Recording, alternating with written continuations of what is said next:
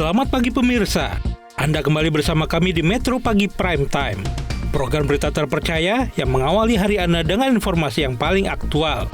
Pagi ini kami telah merangkum 3 berita terpopuler yang wajib Anda ketahui. Siapkan kopi Anda karena hari ini dimulai dengan berita yang menggugah.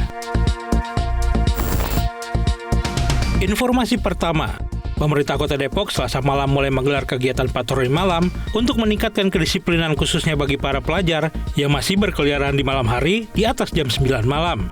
Salah satu yang menjadi titik patroli yakni Depok Open Space yang terletak di depan Balai Kota Depok. Lokasi ini dipilih karena menjadi lokasi nongkrong remaja termasuk anak sekolah setiap malamnya. Petugas Satpol PP Kota Depok sebelumnya melakukan koordinasi sebelum melakukan penertiban. Para remaja usia sekolah yang terlihat di area Depok Open Space langsung dibubarkan oleh petugas. Satuan Polisi Pamung Praja Kota Depok menyebut operasi ini merupakan tindak lanjut dari instruksi Gubernur Jawa Barat Deddy Mulyadi. Kegiatan ini juga serentak dilakukan di 11 kecamatan. Satpol PP bekerja sama dengan camat di masing-masing kecamatan di Depok untuk melakukan penertiban jam malam yang diberlakukan mulai jam 9 malam hingga 4 pagi.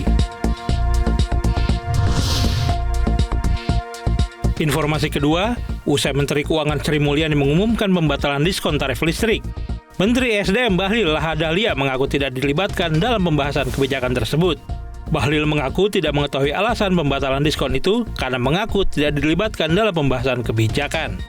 Sementara Menteri Keuangan Sri Mulyani menyampaikan, meski diskon listrik batal, namun stimulus dalam bentuk subsidi upah nominalnya ditambah. Pemerintah menyatakan akan memberikan stimulus ekonomi dalam bentuk lainnya sebesar 24,4 triliun rupiah selama bulan Juni hingga Juli.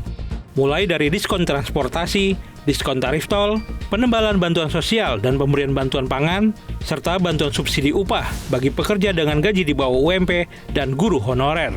Selain itu, stimulus lainnya yang diberikan yakni perpanjangan diskon iuran jaminan kecelakaan kerja periode Agustus 2025 hingga Januari 2026. Dan di informasi ketiga, Presiden Prabowo Subianto memanggil Menteri Kesehatan Budi Gunadi Sadikin ke Istana Kepresidenan. Budi mengaku pemanggilan ini berkaitan dengan perkembangan kasus COVID-19. Menkes menjelaskan bahwa kondisi COVID-19 di Indonesia saat ini tergolong terkendali karena jumlah kasus harian yang masih berada dalam kisaran puluhan. Budi juga menyebut bahwa kenaikan angka kasus COVID-19 di beberapa negara tidak perlu dikhawatirkan, sebab mayoritas kasus berasal dari subvarian Omikron. Sebelumnya, fasilitas pelayanan kesehatan tetap diminta waspada terhadap potensi lonjakan kasus COVID-19 seperti yang terjadi di sejumlah negara. Dalam surat edaran yang dikeluarkan Kemenkes, Jumat 23 Mei lalu, menyebutkan bahwa peningkatan infeksi varian COVID-19 menyebar di Thailand, Singapura, Hong Kong, dan di Malaysia. Meski demikian, transmisi penularannya masih relatif rendah dan angka kematiannya juga rendah. Pemerintah dalam hal ini melalui Kepala Kantor Komunikasi Kepresidenan, Hasan Nasbi mengimbau masyarakat untuk kembali menerapkan protokol hidup sehat. Kita amati kalau ada di Indonesia, kenaikannya itu masih kecil sekali, masih ordernya di puluhan.